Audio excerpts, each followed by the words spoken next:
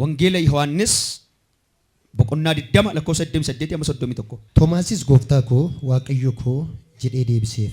Gooftaa koo waaqayyo koo jedhee deebiseef. Yesuus immoo yaa Toomaas waan an argiteef amantee utuu an hin argin kana amanan attam haa gammadan ittiin jedhe. Lakkoofsa 31. Yesuus macaafa kana keessatti kan hin caafamin milikkita kan biraa baay'ee bartoota isaa duratti hojjeteera. Isaan kun garuu Yesuus Kiristoosicha ilma waaqayyoo ta'uu isaa akka amantaniif amanachuu keessaniinis maqaa isaatti jireenya akka qabaattaniif caafaman. Ameen. Yesuus gooftaa. Noora waaqayyo sinaa eebbisu. Kutaa kana keessatti kan arginu Toomaasiif Yesuustu afgaaffii godha interviyuu jechuudha. Toomaasiif Yesuustu haasa'a. Maal haasa'u gaafa jennu in arge Toomaas. Maal godhee madaa isaa argee harka kaa'e. Garuu akka jedheen utuu hin argin kan amanan. Waa'ee Yesuusin duwwaa amanachuun dubbadha. Yesuusin duwwaa amanachuu jedhame. Yesuusin bicha amanan. Yesuusin bicha. Jedha Yesuusin duwwaa amanachuu jedha. Toomaas maal godhe gaafa jennu an sina mana garuu duran si qaqqabadhaa jedheen. Yesuus Kiristoos milikkita inni godhetti utuu hin taane Yesuusumatti amanu. Ilaa kottaa dubbii mata duree dubbiitti ijoo dubbiitti kan hin dubbachuu barbaadu. Maaliif milikkita Yesuus godhutti namannu gaafa jennu biyya lafaa kanarratti bara Musees kaasee amma har'aatti seexanni hattu waan ta'eef hatee milikkita godha. Na dhaggeeffadhaa. Jedhaa Yesuus duwwaatti amanuu jedhame. Dubbadhaa Yesuus duwwaatti amanuu jedha. Gaafa Museen ulee bofa godhee jarri ulee bofa godhammoo hin goone.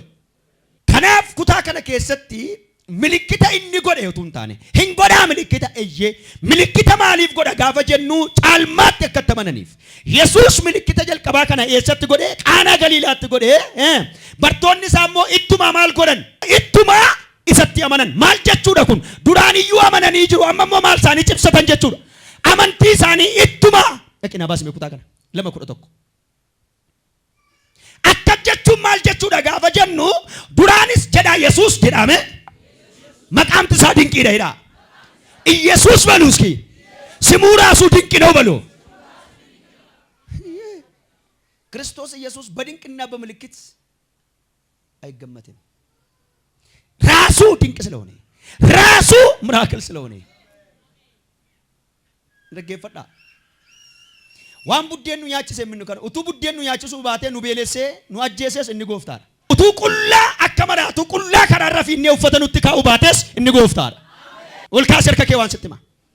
Iyyaati akka jedha Yesuus duwwaatti namanaa jedhame. በኢየሱስ ብቻ ማመን ምልክት አለ አዎ አለ ድንቅ አለ አዎ አለ ይደረጋል ይችላል ግን በድንቁ ማል ጀደ ዋን ምልክት አርግተን ዱዋፍ ማልታቱ ሄደ አመንቱ ሄደራ ጎፍታን ይፈቴራ ዋን ምልክት አርግተን ዱዋዳፍ አመንቱ ጀደ ሃሰራ ሂንጎዳ ምልክት ጋፈጀን ህራወታ ምልክት ጋፈጀን ሂኖጀታ ምልክት ጋፈጀን ኦፊሳቲ ይዋቀ ድንቂዳ Gottawaan isinitti himaa waa wal gaafannaa. Ijoolleen sadan abidda keessa gaafa bu'anii yoo inni dinqii godhes yoo dinqii gochuu baates inni maayin waaqayyoodha. Na dhaggeeffadhaa sirriitti. Yoo dinqii godhes yoo dinqii gochuu baates inni maayin yoo hojjetes yoo hojjechuu baates inni maayin yoo oolches yoo oolchuu baates inni maayin yoo fayyises yoo fayyisuu baates inni maayin. Yenkenya ulfina waaqayyoo kan ofirratti dhabnee fi waan xinnoo barbaanna harka Yesuus waan xinnoo dhiisii isuma isa guddaa manatti ol galfadhu. Injirtu na duukaa isuma danda'u sana manatti ol galfadhu. Indigaatiyaa jedha Yesuusin duwwaa amanuu jedhame. Maqaa isa du'ee du'amoo ka'e maqaa Yesuusin inni dinqii ta'e Yesuus laphee keetti ol galee hamoo. Ofii masaatii inni mataansa. Abidda dhaamsus abidda keessatti daaraa godhus jiratti. Leenca raffisus dhaggeeffadhaa leenci Daani'eliin kukkutus. Amantii jechuun amantii akkasiiti. Buddeenaa kennuu didee mataanaa biqilchuu didee dhaggeeffatutti nima shuroonaa furdisuu didee baay'een dudduba deebi'e. Dur yeroo barannu immoo qabxiinaa kennuu didee Yesuus jedhu. Yesuus qabxii kenna. Yesuus dhaggeeffatutti nima sammuusa kan seexanaa dhufeessa keessaa baasee kan saase keessa kaa ati immoo dubbiftaa qabxiin immoo nuuf. Malee sa'aatii 24 tiktakii irra taa'anii qabxiin fidan harka walitti buusaa gooftaa eebbisaa kan. Isa jalqabaa namni Yesuusuma diibaaraatiya jedhame na duukaa Yesuusuma duwwaan amana jedhame. Keessan bal'isaa ani isa waaqessuuf waamameera jedha. Jedha ani isa waaqessuudhaaf waamameera jedha. Bara koo hafee hundumaa jedhame isa waaqessa jedha. Jedha bara koo hafe hundumaa jedha. Isa wajjin ana deema jedha. Yoo natti toles jedha. Inni waaqayyoodha jedha. Yoo rakkadhes jedha. Harki isaa furmaata jedha. Bara koo hundumaa jedha. Isa dinqii ta'e jedha. Isa guddaa ta'e jedha. Yesuusin waaqessa jedha. Namni tokko ilil jedha ka.